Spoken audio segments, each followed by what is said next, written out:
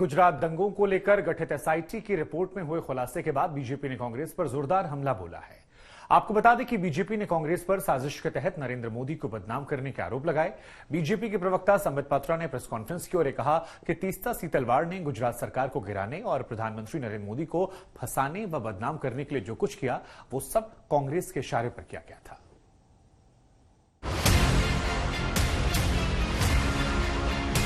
किस प्रकार से नरेंद्र मोदी जी के नाम को शामिल किया जाए, किस प्रकार से उन्हें अपमानित किया जाए, इस मनसा के साथ तीस्ता और उनके साथी काम कर रहे थे। षड्यंत्र के रचयिता कौन थे? अहमद पटेल।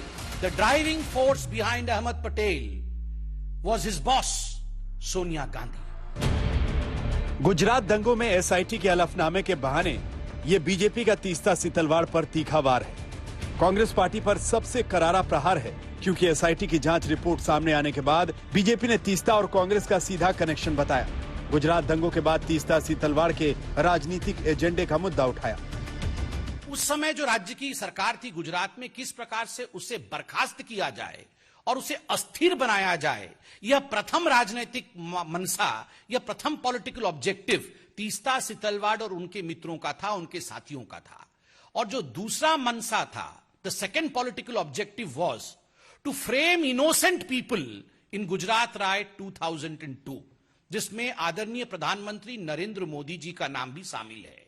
किस प्रकार से नरेंद्र मोदी जी के नाम को शामिल किया जाए, किस प्रकार से उन्हें अपमानित किया जाए, उनको किस प्रकार से पदच्युत किया जाए, किस प्रकार से उन्हें परेशान किया जाए, ताकि भविष्य का एक लीडर जो भारतीय जनता पार्टी को आगे लेने की क्षमता जिसमें है उसे रोका जा सके, इस मनसा के साथ तीस्ता और उनके साथी काम कर रहे थे। यानी बीजेपी ने साफ आरोप लगाया है कि तीस्ता सीतलवाड़ ने कांग्रेस की शह पर नरेंद्र मोदी की अगुवाई वाली गुजरात सरकार को अस्थिर करने की साजिश रची।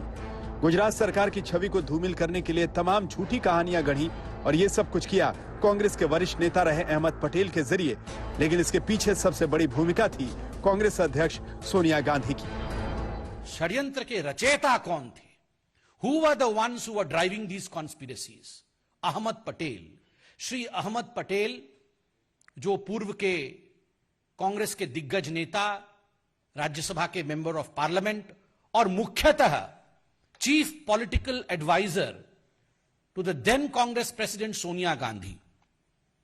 मैं आज इस मंच से अहमद पटेल जी की शांति की कामना करता हूं। वो आज हमारे बीच में नहीं है और भारतीय जनता पार्टी संवेदनशीलता में विश्वास रखती है। अहमद पटेल तो मात्र एक नाम है, he is just a name. The driving force behind Ahmed Patel was his boss Sonia Gandhi.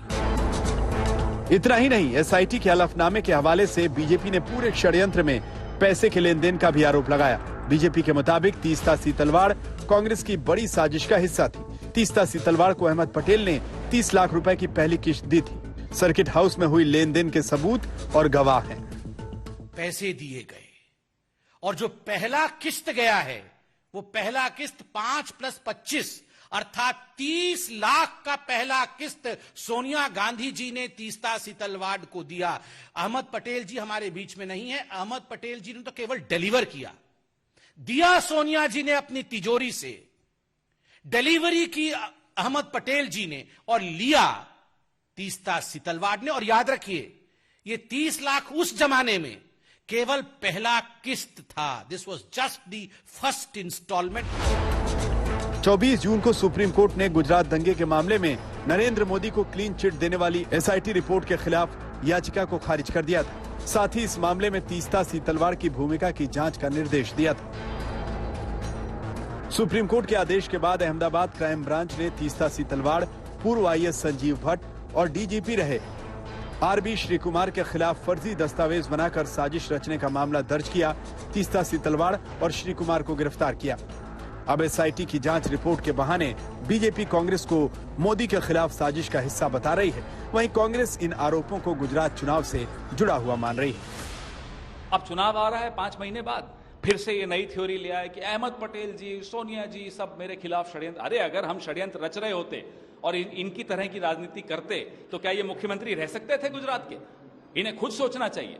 जब जब आप देख लीजिए गुजरात में इलेक्शन आता है तो ऐसे सारे मुद्दे खड़े हो जाते हैं कि जिससे पोलराइजेशन हो, धार्मिक लागणियां, जाति धर्म के बीच के अंदर कि कहीं ना कहीं कुछ ना कुछ गलत फहमियां हो या एक दूसरे में वाद विवाद खड़ा हो। अब गुजरात सरकार गिराने की साजिश के आरोपों पर सियासत गर्मा गई है। जाहिर है इन आरोपों पर नया घमासान छिड़ेगा। इन आरोपों का असर गुजरात चुनाव में भी दिखेगा। आज तक ब्यूरो।